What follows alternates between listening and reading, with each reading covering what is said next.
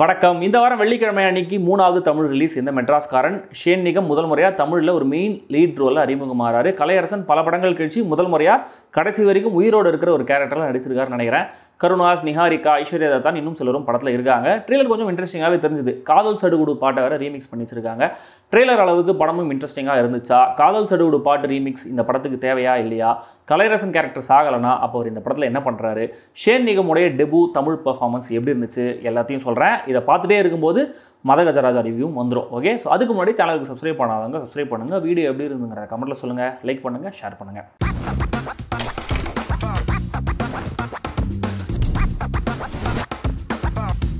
மெட்ராஸ்காரன். Shane Nigam புதுக்கோட்டையில் பிறந்து வளர்ந்தால் அங்கே அவர் ஏதோ அவமானப்பட்டதுனால சென்னைக்கு போய் நல்லா படித்து முன்னேறி இருக்காரு. சொந்த ஊருக்காரங்க முன்னாடி கெத்தா கல்யாணம் பண்ணோம் அப்படின்னு அவர் லவ் பண்ண பொண்ணை சொந்த ஊரில் தடபுடலாக கல்யாணம் பண்ணலாம் நினைக்கிறாரு. இந்த விஷயங்கள் எல்லாம் நம்மளுக்கு டைலாக்ல சொல்லப்படுது ஆர் இம்ப்ளை பண்ணப்படுது. ஸோ கல்யாணத்துக்கான ஏற்பாடுகள்லாம் பெருசாக போயிட்டு இருக்கு. அதே புதுக்கோட்டையில் உள்ளூரில் ஒரு டெரரான மனிதர் கலையரசன். நல்ல மனுஷன் தான், ஆனால் அநியாயத்தை தட்டி கேட்குற ஒரு வயலண்டான ஆள். அவரும் ஷேன் நிகமும் முதல்ல ஒரு வாட்டி மேலோட்டமான ஒரு மோதலில் மீட் பண்ணுறாங்க. கல்யாணத்துக்கு முன்னாடி நாள் ஷேன் நிகம் கார் எடுத்துகிட்டு போகும்போது தெரியாமல் ஒரு பிரெக்னென்ட் லேடி மேலே இடிச்சிடுறாரு. அந்த லேடி கலையரசனுடைய ஒய்ஃப். பல வருஷங்கள் கழிச்சு வேற அவங்களுக்கு குழந்தை பிறக்க போகுது. இப்படி ஒரு பிரச்சனையிலேருந்து ஹீரோ தப்பிச்சாரா இல்லையா? இதுக்கப்புறம் அவர் சந்திக்கிற பிரச்சனைகள் என்னென்ன, அது அவர் வாழ்க்கையை எப்படிலாம் டோட்டலாக புரட்டி போட்டுச்சு, இதெல்லாம் தான் மெட்ராஸ்காரன். எல்லாருக்கும் நல்லது நடக்கணும் தானே மாமா நினைச்சேன். தமிழ்ல முதல் படத்திலேயே வெயிட்டான பெர்ஃபார்மன்ஸுக்கு ஸ்கோப் இருக்கிற ஒரு கேரக்டர்ல ஷேன் நிகம் கொஞ்சம் அதிகப்படியாகவே நடிச்சிருக்காருன்னு தான் சொல்லணும். பதட்டத்தோட நடக்கிறது, தரையில் உட்காந்து கதறி அழறதுன்னு வர அந்த எமோஷனல் மூமெண்ட்ஸோட ஆக்ஷன் காட்சிகளில் அட்டீஸ் இருக்காரு. கலையரசன் பிரச்சனை பண்ணும்போதும் சரி, பிரச்சனை வேணான்னு முடிவு பண்ணிட்டு பொறுமையாக பேசும்போதும் சரி, சட்டிலான மெஷர்டான ஒரு நடிப்பை கொடுத்துருக்காரு.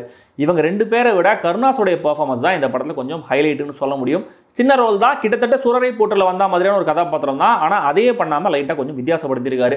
ஷரண், பாண்டியராஜன், நிஹாரிகா, ஐஸ்வர்யா தத்தா, கீதா கைலாசம் மற்றும் பலரும் படத்தில் இருக்காங்க. பிரசன்னகுமாரோடைய சினிமாட்டோகிராஃபி, வசந்த் குமாரோட எடிட்டிங் ரெண்டுமே அடிக்குவேட்டாக இருக்கு. சாம்சியஸ் ஜெனரிக்கான பின்னணி இசையில் அலறி இருக்காரு. பாடல்கள்லாம் கொஞ்சம் ஓகே தான். இந்த காதல் சடுகுடு ரீமிக்ஸ் ஒரு மார்க்கெட்டிங் கிமிக் மாதிரி மட்டுமே தெரியுது. தினேஷ் சுப்ரானோட ஸ்டண்ட் கொரியோகிராஃபி நல்லா இருந்தது.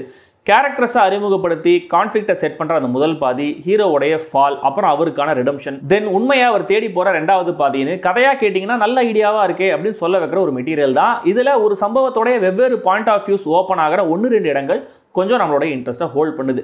பட் மெட்ராஸ்காரன் அப்படிங்கிற ஐடென்டிட்டியை வச்சு வந்திருக்கிற இந்த கதையில் பெரிய பிரச்சனையே அதோட ஐடென்டிட்டி தான். இது என்ன மாதிரியான படம், இந்த படம் என்ன சொல்ல வருது அப்படிங்கிறது கடைசி வரைக்கும் புரியவே இல்லை.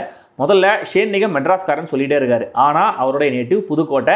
அங்கே ஊர்க்காரங்க முன்னாடி கெத்தா கல்யாணம் பண்ணோம் அப்படின்னு தான் அவர் ஊருக்கே திரும்ப வந்திருக்காரு. சொந்தக்காரங்க எல்லாரும் அந்த ஊரில் இருக்கிற மாதிரி தான் நம்மளுக்கு காமிக்கிறாங்க. ஆனால் யாராச்சும் கேட்டால் மெட்ராஸ்காரன் அப்படின்னு தான் சொல்கிறாரு. அதுவே எனக்கு புரியவே இல்லை. அதுவும் உள்ளூரில் நம்ம ஏதாவது ஒரு பிரச்சனையில் மாட்டோம், டக்குன்னு என்ன பண்ணுவோம், சார் நானும் இந்த ஊர் தான் சார், இங்கே தான் சார் வளர்ந்தேன், என்ன சொந்தக்காரங்களாம் இங்கே தான் இருக்காங்க, மாமா மச்சலாம் இருக்காங்க பாருங்க தானே பேசுவோம். அதுவே இங்கே நடக்கலை.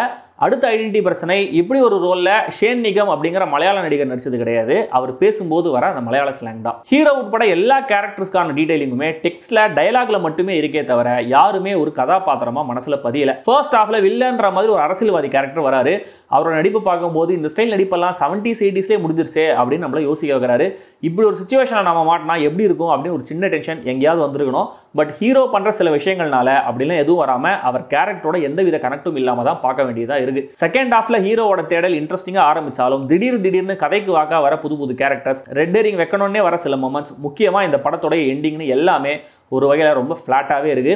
கலையரசன் வைஃப் கேரக்டர் வச்சு ஒரு ட்விஸ்ட் கொடுப்பாங்கன்னு பார்த்தா அவங்க சொல்ற விஷயமும் அகைன் கதைக்கு வாக்கா மெகா சைஸ் போங்காவே இருக்கு. மொத்தத்தில் இந்த மெட்ராஸ்காரன் நல்ல பிரமிஸும் கான்ஃப்ளிக்டும் இருக்கிற கதைனாலுமே கூட அதை வச்சுக்கிட்டு சுவாரஸ்யமா எதுவும் பெருசா பில்ட் ஆகாத லெவலில் ரொம்ப ஆவரேஜான படமாவே முடியுது. இந்த படம் முடியும் போது கலையரசன் கேரக்டர் நடந்து போற மாதிரி தான் நாமளும் படம் முடிஞ்சு எழுந்து வரோம். That sums up the whole mood of the film. படம் தியேட்டரில் மட்டுமே இப்போதைக்கு ரிலீஸ் ஆயிருக்கு. படத்துக்கு US 16+ ரேட்டிங் இருக்கு அப்படிங்கிறத மைண்டில் வச்சுக்கோங்க.